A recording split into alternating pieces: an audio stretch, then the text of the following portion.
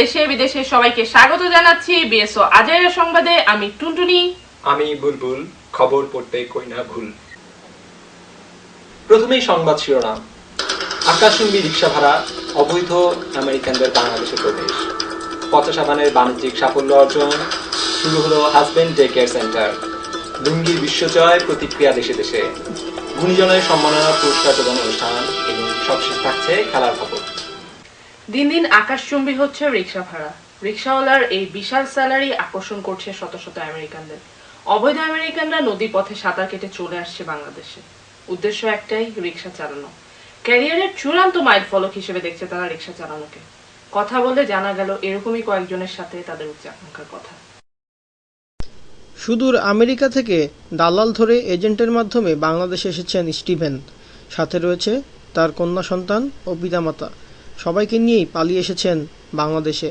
উদ্দেশ্য একটাই, রিক্সা চালানো। রিক্সা চালিয়ে যা ইনকাম করেন তাতে তার চলে যায় খুব ভালোভাবেই। সারাদিন ভাড়া খাটার পরে তিনি যখন ক্লান্ত হয়ে বাড়ি ফেরেন তখন তার বাবাও রিক্সাটি নিয়ে বেরিয়ে পড়েন টু পয়সা কামানোর আশায়। ঢাকার অদূরে বিহারি ক্যাম্পের পাশে গড়ে ওঠা নতুন আমেরিকা ক্যাম্পে গিয়ে দেখা গেল এ ধরনের অভাবনীয় চিত্র। সবাই অপেক্ষা করছে তাদের স্বপ্নের চাকরি রিক্সা চালাবে তাই বলে। মোবারক হোসেন, এটিএন বাংলা, ঢাকা। বগলের দুর্গন্ধ দূর করতে আর নয় ডিওডোরেন্ট বা পারফিউম, এই স্লোগানকে সামনে রেখে আমেরিকার বিখ্যাত ডাভ সাবান এবং আলমের 1 নং পচা সাবানের মধ্যে একটি ব্যবসায়িক চুক্তি স্বাক্ষরিত হয়েছে। এখন থেকে এই দুই সাবান কোম্পানি একসাথে বাজারজাত করছে পচা ডাভ সাবান। এই সাবান দিয়ে কাপড় কাচা, শ্যাম্পু করা, গরু ছাগল ধোয়ানো, পায়ের গন্ধ দূর করা সহ দাঁত মাজা সম্ভব। বিশেষ চুক্তি স্বাক্ষর অনুষ্ঠানে এই দুই কোম্পানির সিইও এই কথাই জানান। মহিলাদের জন্য সুখবর, এসে গেছে হাজবেন্ডস ডে কেয়ার সেন্টার। অত্যাধুনিক ব্যবস্থা সম্পূর্ণ এই ডে কেয়ার সেন্টারে পাঠিয়ে দিতে পারেন আপনাদের হাজবেন্ডকে। এখানে অবাধ্য হাজবেন্ডের জন্য রয়েছে বিশেষ ডিটেনশন ব্যবস্থা, আছে রোমান্টিক এবং কেয়ারিং হওয়ার বিশেষ কোর্স। প্রথম সমাবর্তন শেষে গ্র্যাজুয়েটরা এবং আনন্দিত ওয়াইফরা জানালেন এ কথাই। আমাদের বিশেষ প্রতিনিধি চুন্নি হাহার রিপোর্ট।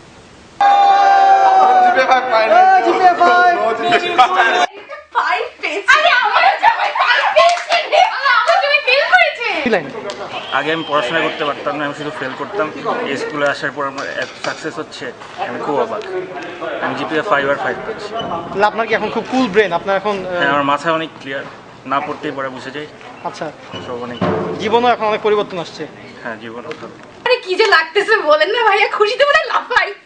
আচ্ছা, অনেকে হাজবেন্ড ফেল করছে, তাদেরকে আপনি কি মনে হয় এখন তাদের? অসুবিধা নাই, আবার ট্রাই করলেই পাবে। There is always second time. আমার তুমি ফেল করেছে সবগুলো না, আমি অনেক কথা শুনছি। আমি আর কথা বলতে পারছি না, আমার সাথে না। বল। বাংলাদেশের মামা হালিমের ব্যাপক জনপ্রিয়তার সুযোগকে কাজে লাগিয়ে কতিপয় অসাধু ব্যবসায়ী যুক্তরাষ্ট্রের টেক্সাসে খুলেছেন মামাস পিজা। প্রতিদিন ভুয়া মামার খপ্পরে পড়ে এই অস্বাস্থ্যকর পিজা খেয়ে অসুস্থ হয়ে পড়েছেন অসংখ্য বিশ্ববিদ্যালয় পড়ুয়া ছাত্রছাত্রী। এদিকে মামা হালিমের মামা এই ঘটনায় তীব্র ক্ষোভ প্রকাশ করেছেন এবং এই পিজার দোকানের বিরুদ্ধে সবাইকে ঐক্যবদ্ধভাবে আন্দোলন করার আহ্বান জানিয়েছেন। একই সাথে তার পেটেন্ট করা বিখ্যাত মামা হালিমের সুনাম নষ্ট করার জন্য তিনি আইনের আশ্রয় নেবেন বলে জানিয়েছেন। এই বিষয়ে এখন দেখবেন আমাদের প্রতিনিধি জয় ধামনের রিপোর্ট। মামা হালিম দেখলেই জিভে আসে জল। এই হালিম খেলে করতে হয় না যত্রতত্র ত্যাগ মল।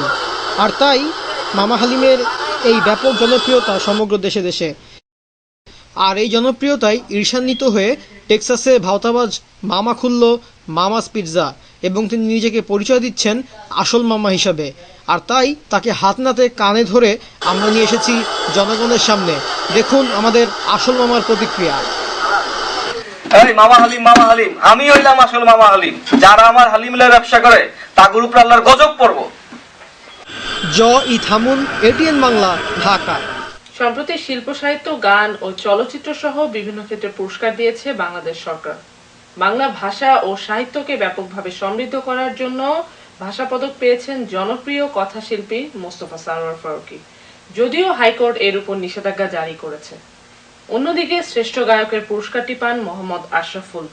তার গাওয়া গানটি শুনুন এবার আমাদের রিপোর্টে। আজকে ওইটাই গাবো।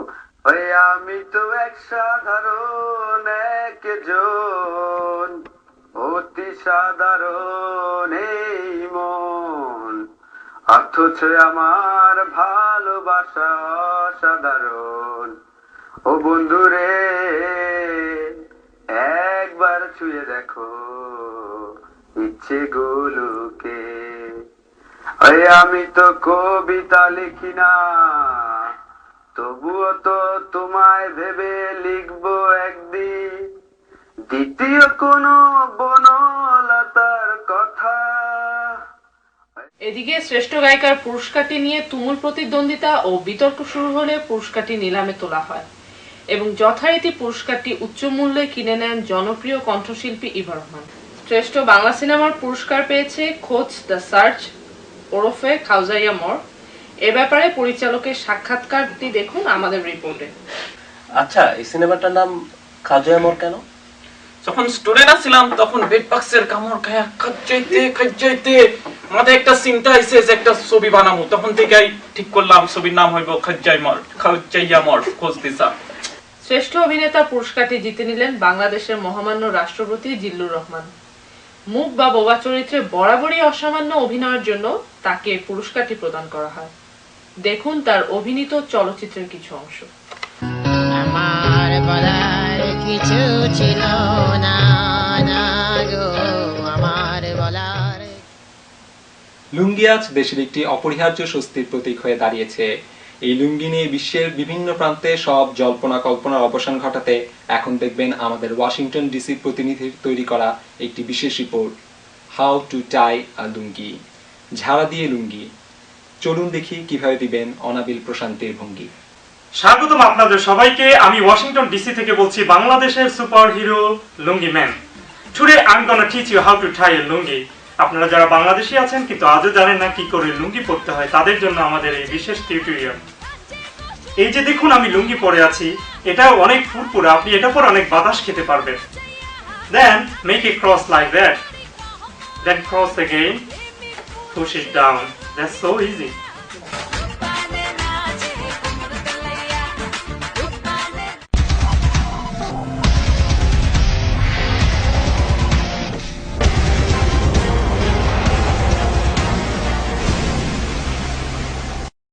দেশের মধ্যে আজ অত্যন্ত সংবেদনশীল আবহাওয়া বিরাজ করবে।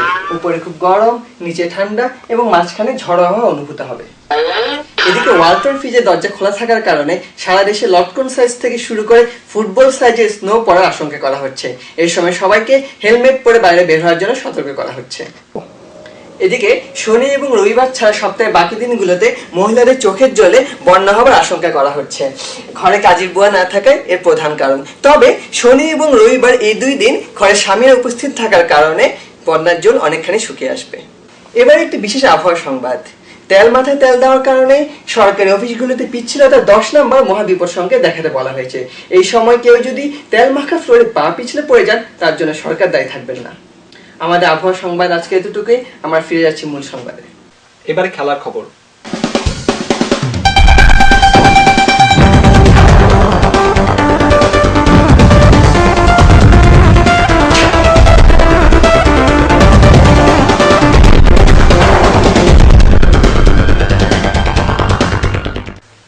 এবছর অলিম্পিকে নতুন একটি ক্রীড়া প্রতিযোগিতা অন্তর্ভুক্ত হয়েছে। নদীর উপর বাঁধ দেওয়ার এই প্রতিযোগিতায় প্রথমবারের মতো স্বর্ণপদক জিতেছে প্রতিবেশী ভারত। এই বিজয়ে ভারতকে অভিনন্দন জানিয়েছেন বাংলাদেশ সরকার।